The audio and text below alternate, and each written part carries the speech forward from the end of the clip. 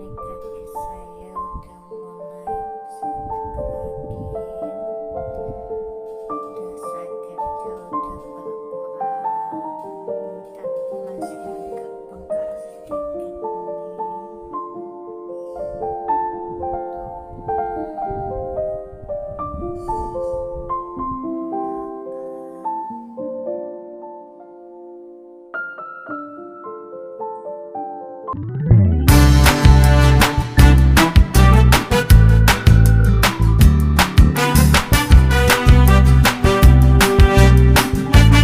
Halo, assalamualaikum warahmatullahi wabarakatuh. Jumpa lagi di channel YouTube saya, Wulcit Channel.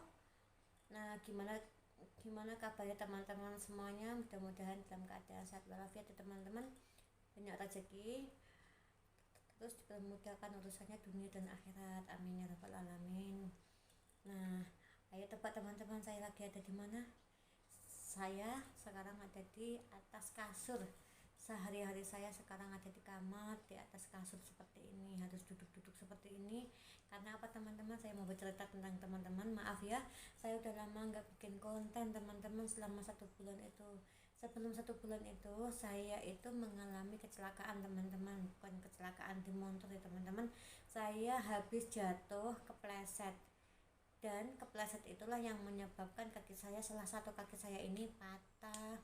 Jadi saya mengalami patah tulang teman-teman, di kroris ini, di kaki betis kering. Nah itu patah teman-teman. Nanti saya kasih fotonya teman-teman ya. Ini fotonya sebelum saya dioperasi dan saya bawa ke sangkal putung.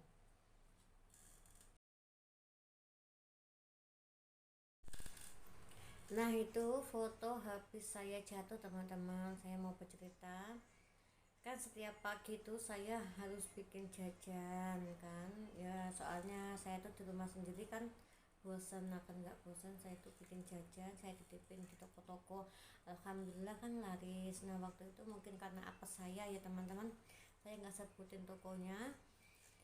Nah pagi-pagi itu saya mau nganterin jajan di salah satu toko. Nah tiba-tiba saya itu di situ nginjek air kelapa, akhirnya saya kepleset, dan itu posisi air kelapanya itu deket tangga, deket anak tangga. Akhirnya saya kepleset itu meluncur ke anak tangga itu, dan kaki saya itu kebentur si anak tangga itu. Akhirnya langsung nyetuk gitu. Tak kirain kan cuma kesleo aja di mata kaki itu, cuma apa kesleo apa gimana gitu kan, sampai bunyi gitu. Nah pas saya mau itu, saya keadaan udah nggak sadar. Nah setelah kaki saya itu disentuh sama salah satu orang, mungkin mau dilurusin, saya kesakitan, saya langsung kaget. Aduh aku bilang gitu, jangan jangan dipegang dulu, kesakitan saya gitu. Nah itu aku langsung bengkak, dan di bagian yang patah itu tuh langsung gosong teman-teman. Itu nggak, saya kemana-mana kan nggak pernah bawa HP, jadi saya nggak bisa foto. Nah habis itu udah bengkak, udah gosong, jadinya saya itu kalau pulang itu diangkat sama bapak-bapak yang punya toko, sama bapak-bapak yang jual sari kedelai. Saya diangkat berdua, itu saya sambil megangin apa kaki saya, soalnya kalau nggak dipegangin itu kaki saya yang di telapak kaki itu udah lemas gitu. Jadi kalau nggak dipegang itu sakitnya luar biasa. Jadi saya tekan seperti ini, soalnya sakit ya teman-temannya, saya pegangnya seperti itu.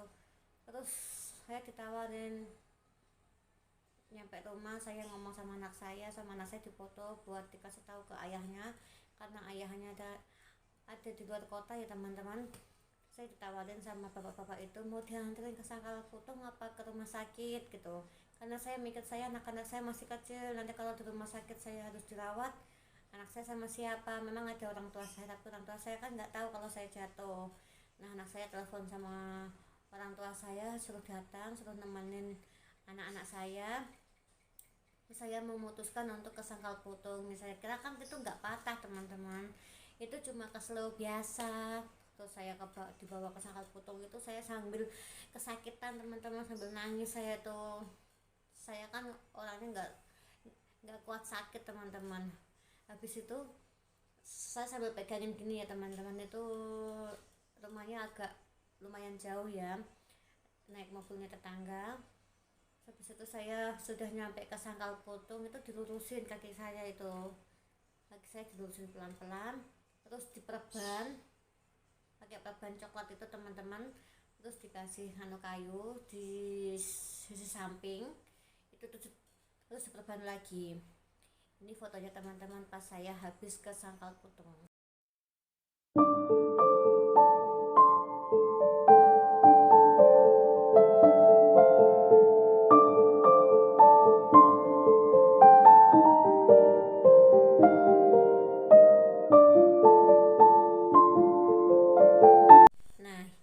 Nah itu fotonya saya diperban dari Sangkal Putung.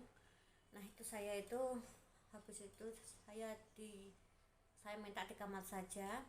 Saya tuh setelah itu tuh saya nggak berani minum, nggak berani makan. Karena apa? Saya tuh bukan karena takutnya dimakanin ini sakit, bukan. Karena saya tuh takut ke toiletnya. Ini aja si kaki aja kalau dipakai gerak tuh kayak dipakai geser aja sakit. Tuk tuk tuk itu bunyinya seperti itu.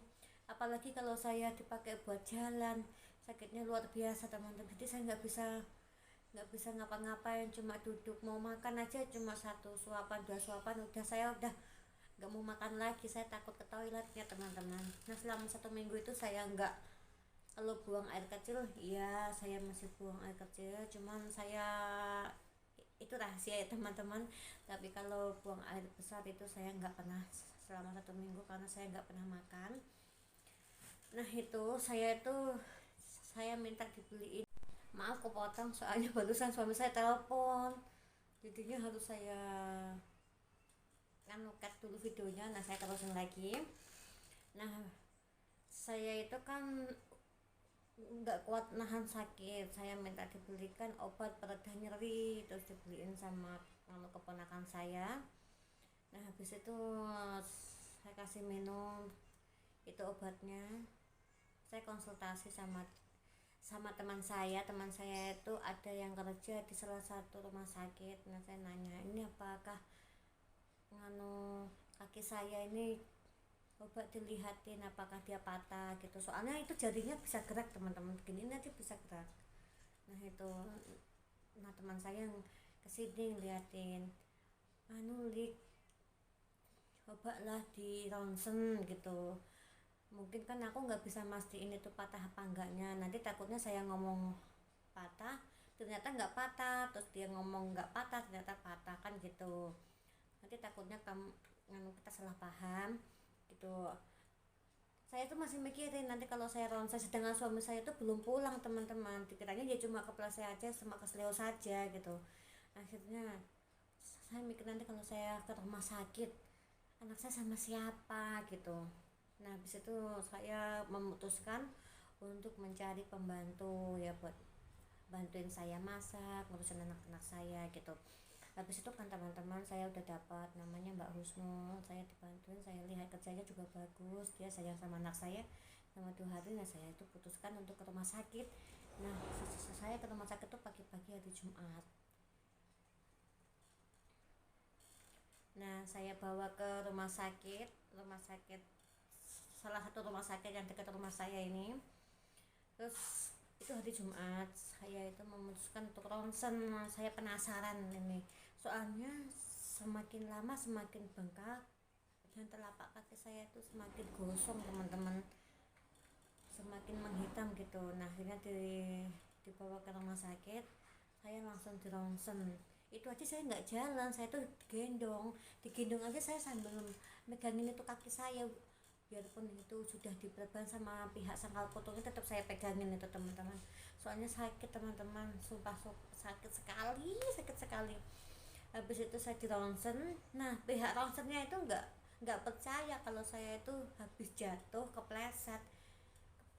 Percayanya itu pihak ronsennya itu saya jatuh dari motor.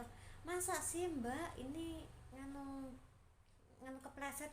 Iya pak, saya kepleset. Kalau saya jatuh dari motor kan mesti ada luka di luarnya ya teman-teman ya. Terus itu habis itu saya kan penasaran, saya belum dikasih tahu itu patahnya gimana, soalnya pihak yang ronsen itu Masya Allah kok sampai segini ya, padahal cuma kepleset saja gitu. Nah habis itu saya dibawa keluar dari ruangan ronsen itu tadi. Saya dibawa keluar karena teman-teman saya penasaran. Terus kakak saya sama teman saya dipanggil, dikasih tahu ini harus dioperasi, kalau nggak dioperasi ini lama penyembuhannya gitu, soalnya dua-dua tulangnya itu patah gitu. Ini foto habis saya ronsen teman-teman.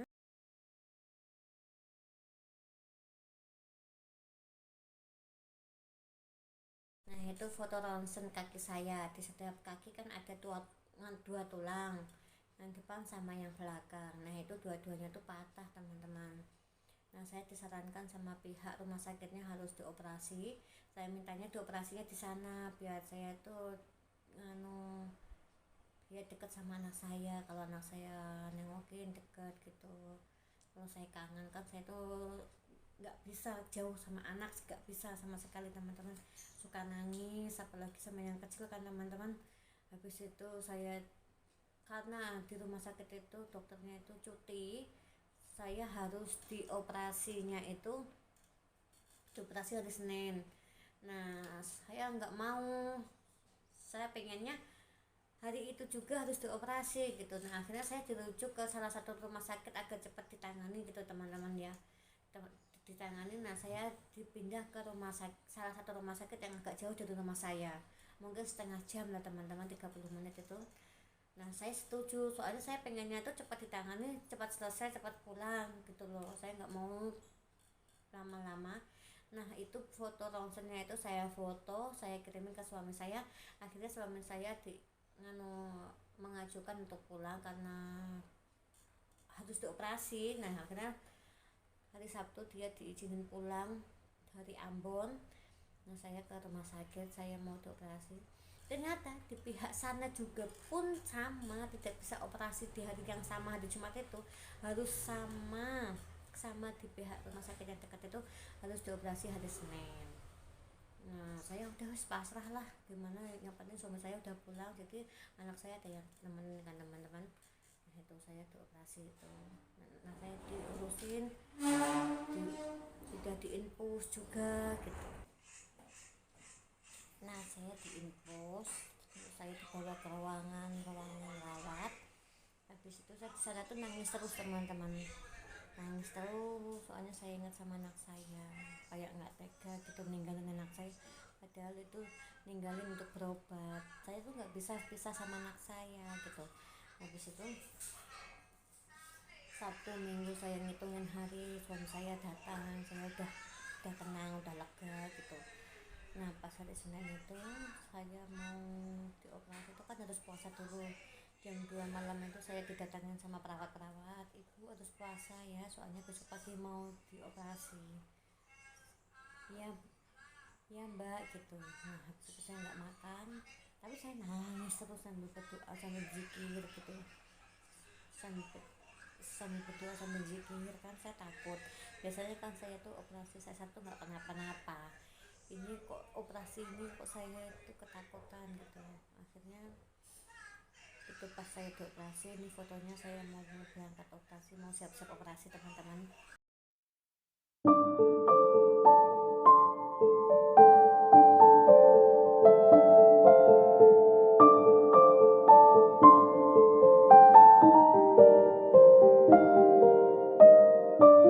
Nah itu tadi foto-fotonya, saya mau siap-siap operasi dan berangkat operasi. Nah habis dioperasi fotonya seperti ini.